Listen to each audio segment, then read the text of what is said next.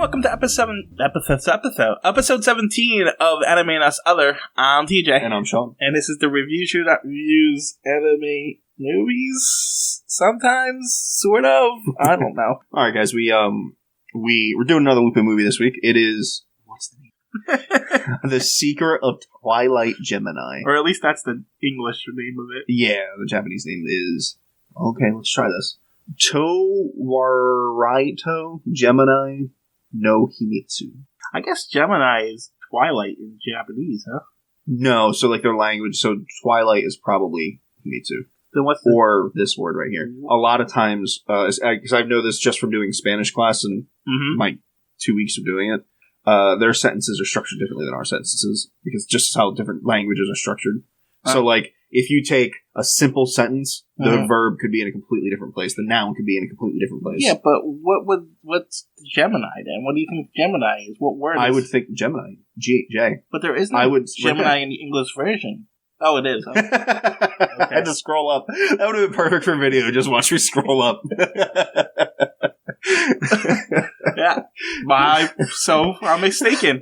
I didn't think there was the word Gemini in there. That's a simple mistake. Alright, it released in August 2nd, 1996. 90 minutes runtime, which I don't think I've ever said before.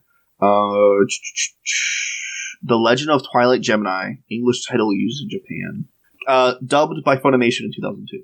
There wasn't a wiki for this. Yeah, we had to get the wiki fandom. Right. Did you want to bring up the other wiki so we could talk about that other thing? Oh, yeah.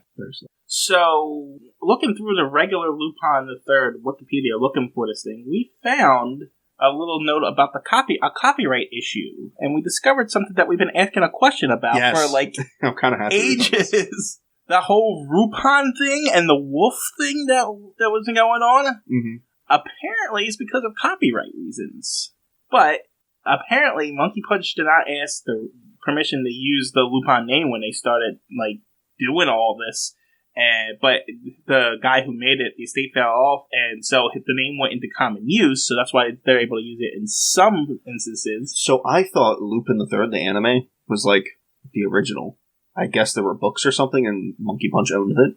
No, there is who owned it originally? This LeBlanc guy. But, like, what did he have? Did he have books where he used Lupin? Like, no, you know what I mean? Like, if they're taking his name... I think he did the original anime. That's the non-translated first season. So, what I'm confused about is, like, let's say you make an anime called TJ Goes to the Store. And then I make an anime, clearly a sequel, or at least the same TJ Goes to the Store, just a different story, or a continuation of some sort. Like, I already bought the rights to that. I had to have. Right. I wouldn't be able to make the show without that. It doesn't make any sense that I had the rights to make the show, but not the rights to TJ, the name.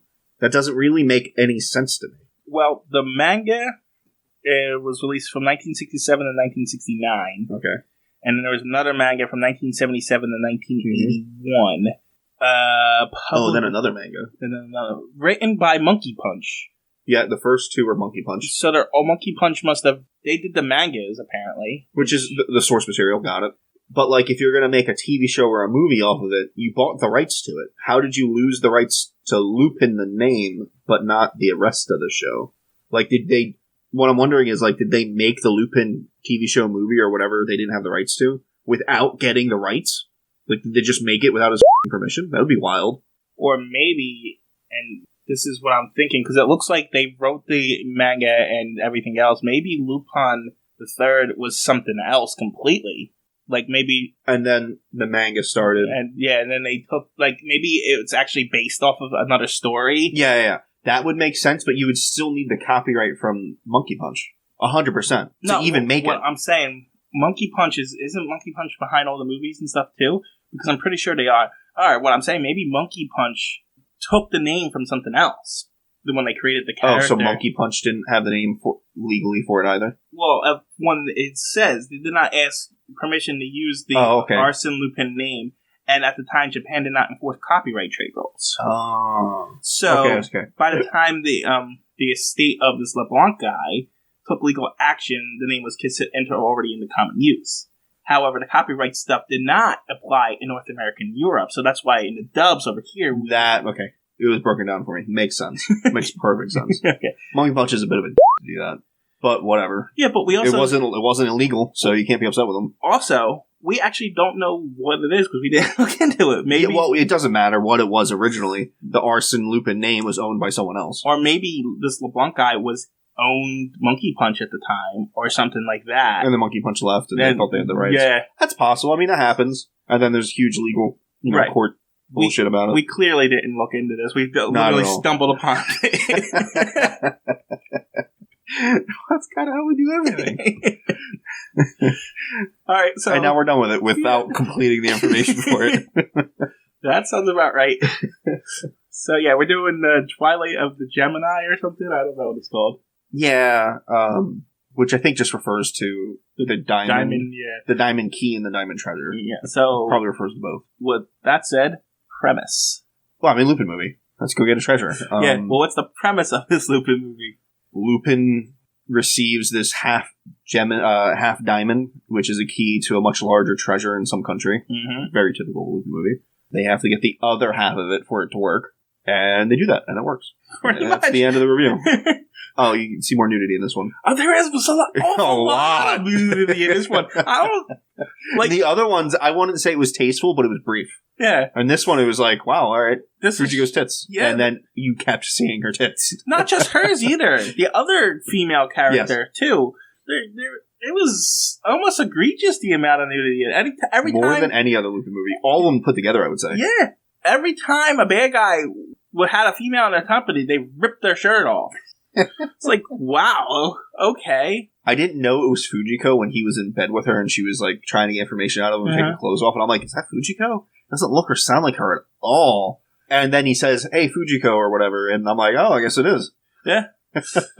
Yeah, I mean... That just goes to what I've said about Fujiko. She's a vastly different character, but still sort of in the same... Still the same character, too. Yeah, it's so weird. She was a blonde, too. With ginormous tits. They actually said, they mentioned the blonde hair. He said, you changed your hair for me this time. Oh, no, actually, he said, you changed your hair. She said, yeah, I changed it for you. Right. Because she wanted the information out of him. So she came there to seduce him. To the carpet match the drapes. Honestly, with the character of Fujiko and the way she's drawn, I don't think there is a carpet. Probably not. Although that would be very risque for anything before the 2000s. Yeah. Honestly, this is pretty much the standard Lupin story. Was there any supernatural stuff? I don't know if I paid enough attention to it. No. There was no. I don't think there was, which is a little bit unstandard. Right? Yeah, there's usually not always a little bit of supernatural. But at Lupin's core, this is what you would get. Yeah, you got Lupin. This is a case of clear treasure, a treasure hunt, and honestly, it's a little more sentimental than more movies because he's doing it as a favor to an old friend and stuff. And even though there's $1 billion, and Lupin actually wasn't the old friend was the guy that lived in that area, right? With the mustache. No. The old friend that he's the old guy at the beginning. The diamond. That character was weird. It looked like Lupin, but with like the weird facial hair and a mustache. I don't know. It looked like odd to say, but it looked like a Middle Eastern version of Lupin, but with the same skin tone. Really weird. Yeah, and I mean, this whole movie takes place in Morocco, so everything's kind of The plot's kind of bland. Like I don't. It is kind of bland. Random bad guy with a whip. Lupin's a better fighter in this one than he's ever been. Yeah, I mean, he still gets his ass kicked and needs Goemon to save him. Yes, but he's doing more fighting, less running. But you know what? I like the fact that he needs to be saved by Goemon. Oh yeah, I love it. Goemon is like, and what's his name? Jigen. Yeah, but like the fact that he needs those guys to save his ass every time. He's not Goku. He's not. He's not the character that does everything. Right. It's a good thing. I really do like that about it. But even though we're saying it's standard, I don't even say it's bland. It felt a little bland to me. I didn't feel any flavor except for the nudity. But I mean, I understand where you're coming from with how it's bland because it's just another treasure hunt. But they really focused more on backstory in this one too. Why the diamond is doing this and why the characters are who they are. And for me, I hate that. Because these characters aren't going to be here in the next movie. That's fair. It's like watching an anime that's very heavily story driven with your main characters and even your side characters, and then they throw in an episode with this one-off side character that you're never going to see again. It's like, what's the point in that episode? I want character development for the main cast. That's fair, but I would also say every single Lupin movie is a standalone movie, and they kind of do it in every movie, and that's kind of the point. I understand, I just don't like that so much. No, I know. But you're right. I agree with you with that, and like this one really focuses on Lupin falling in love with this princess kind of thing. It's like, this is like the third princess he's fell in love with. It's a bit of a trope now. Yeah. I think after 2, it's a trope. I remember it was the second movie. He had to go rescue the princess of another country who out of the castle and stuff like that. So, but yeah, so he seems to fall for princesses a lot. Can't blame the guy. I know, and it's a standard Lupin movie thing. They do get the treasure at the end, which and they kept it. So. Hey. And with the treasure was just like boatloads of diamonds. Yeah. And, so that's not terrible. And it got... they're f***ing up the diamond market. Unless you only sell a couple a year, like, you're flooding it. Who cares? Well, sure, but like, their $5 billion in diamonds is now worth $1.5 billion because they try to sell them all once, which they probably wouldn't do. They would sell enough to finance what they need, and then they would go into, if they're smart anyway. Mm-hmm. So... I don't know. Lupin usually doesn't get the money, so yeah, I know. This is the second. I think this is the second movie in a row. I think it's the second movie ever that he's done it so far. All the other movies, I don't think he kept them. Right, that's true. But yeah, I think it's he always had money, and we always knew that he was, completing heists. But I think this is the second time we've actually seen it. Yeah, but I think it's the second movie in a row, and it's the second time he got to keep a diamond. Yeah, so, maybe it's a diamond thing. I don't know, but. It's interesting in that regards. I want some more aliens in my Lupin. Come on. More aliens? Yeah, I want a little more supernatural. Did we only get aliens once? I think it could be argued more than once, but yeah. No, the first one was the giant brain. Yes, that was definitely alien. No, that was a guy reincarnated himself, cloning himself from prehistoric ages. There was no aliens. Oh, it was alien-esque. It was sci-fi, maybe, but he was on Earth the entire time. No the alien one was the Statue of Liberty. No. Those were aliens. Was it aliens? Yeah. I thought that was the one with the pyramid. With the old lady who turned out to be an alien. And the one where they were driving through that giant face in the beginning. I don't know. Maybe 2, definitely 1. Which one? Who knows? There's been a lot of Lupin movies. Yeah, if we've done now 17. I think this is 17 episodes of other, but we did other movies. We did a couple other, probably only 10 to 12 of them, though. Yeah. I think most of them are Lupin now. We did Akira Ghost in the Shell, and then Howl's Moving Castle, The Girl That Left Through Time, and Ghost of 3. And then the other one were can't remember what it's called, with the meteor crashing and killing the whole town. Yes, 4. We did the Deaf Girl one too. 5. So this will be 12. Yeah. So yeah, we did 12 Lupin movies. It's hard to keep. That's not bad. No, it's not bad at all. And I'm not tired of them. It's just I'm a little tired. They're a little tired, but honestly, they're easy to watch, and they're a nice break. Almost always an hour and a half. Like, it's very clean cut. Like, you know what you're getting out of it. Like, you can watch it the day of you're doing the podcast right before, and you don't feel like you spent your whole day doing it. So, especially on 1.5 speed. It's your new favorite thing. Not for everything, but for Lupin, yes. Like, I couldn't do that with the other show that we watched this week, the past 2 weeks. It didn't work with it. No. Yeah, I don't know why. You'd think it would, because it was slow. I will talk about it in the other episode, I guess. Lupin movie. Wasn't bad, wasn't great. Yeah, I would say there's a lot of tits. Like an egregious amount of tits. Almost a sexist amount. Almost. I was like, wow, they really upped it in this one. I don't know why. They're usually conservative with that. And, for some reason. Yeah. Because it's Japan, you wouldn't think they were, but in Lupin movies, they really were. Yeah. One thing I'll say is, like, I definitely got the James Bond feel again. Sometimes you get it more than others, and I got that a lot in this one, especially in the beginning. You said this was 1997, right? This one? 96 or 97. 96, 97? At this point, wasn't, like, James Bond really big? Yeah. Pierce Brosnan, I think, did his first one by then, something like that. Yeah, so I think James Bond was just coming back into style after the Timothy Dalton Bad Ones from the 80s. Yeah, beats me. Yeah. Speaking of which, did you see the new Batman? I did. Did you like it? I did. We should do an episode. It was good. I liked it a lot. Yeah, I did too. So the juice he shot himself up with at the end.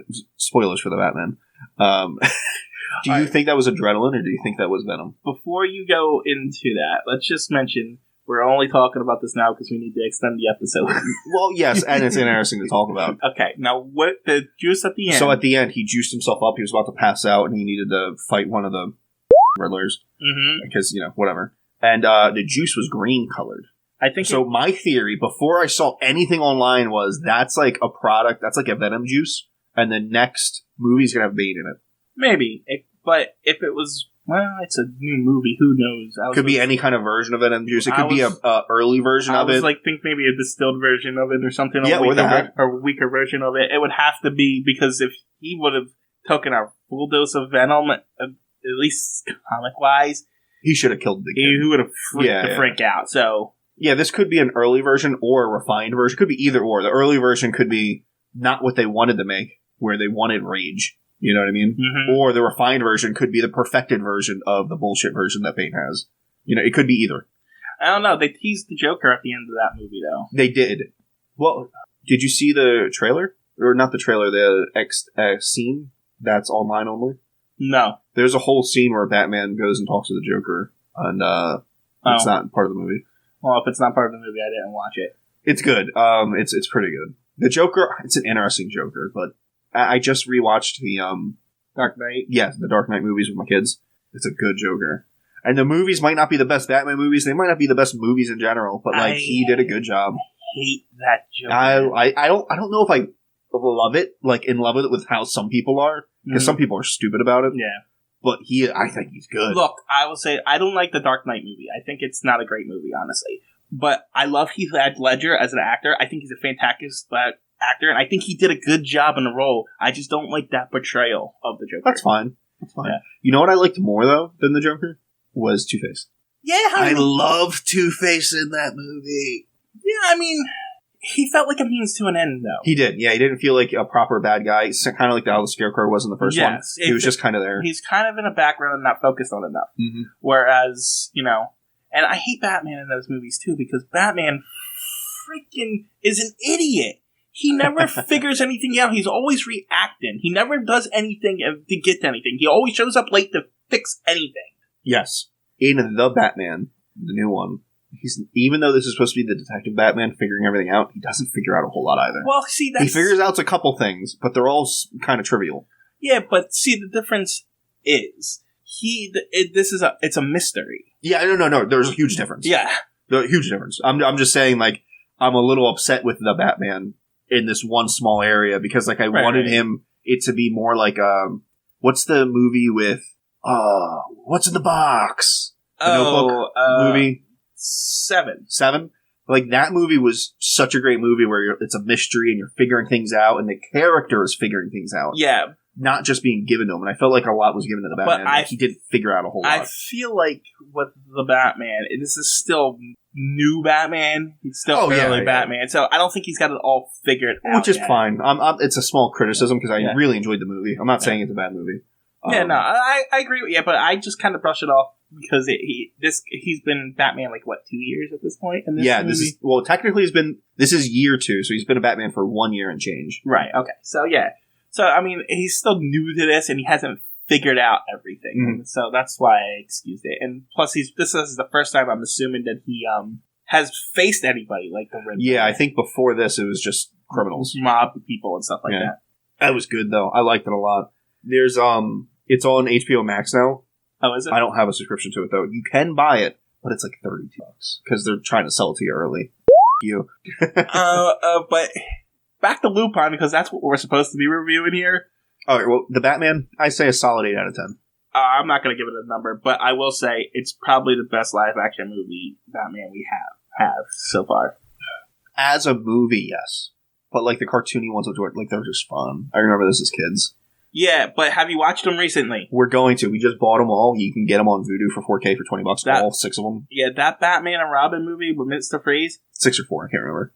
Horrendous. Oh, I'm sure it's god awful. But I had good childhood nostalgia with it. I did too. But me and Marcus reviewed those movies, and Marcus went into it feeling like you. Yeah, like this. He came out hating them. I bet. Also, watching something to review and watching something to watch it are very different things. Yeah, I know. But he was like, I was so wrong. And oh, yeah.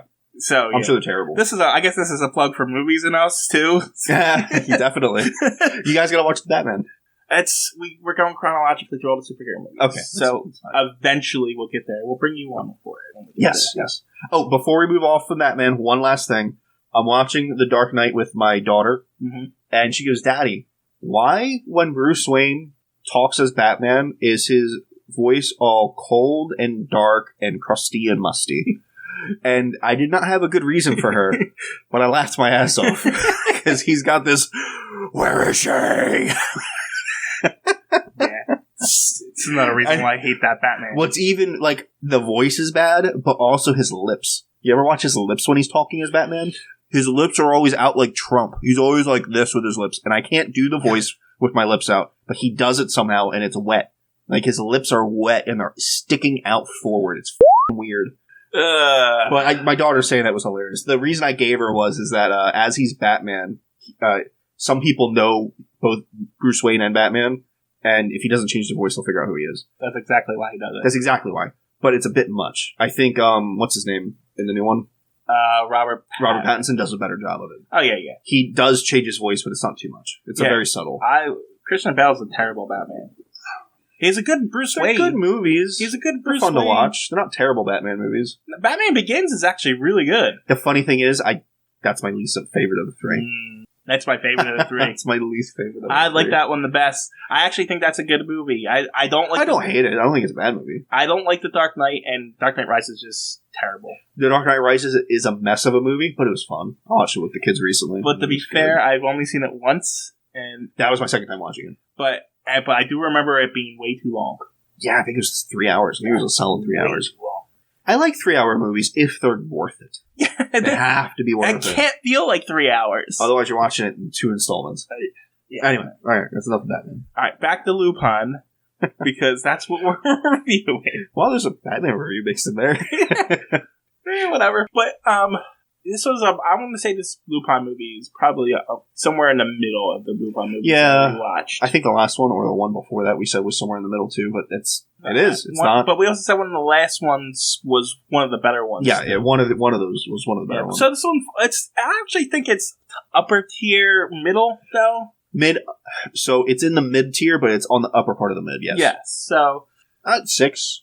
Yeah, it's definitely a solid 6. Yeah. I would say so. All right, and there's your 25 Batman review. All right, next episode is Melancholy of Haruhi. Sure. Suzumiya? I think I got that right. Good for you, because I couldn't tell you what the name of it is. All right, guys, see ya. Bye.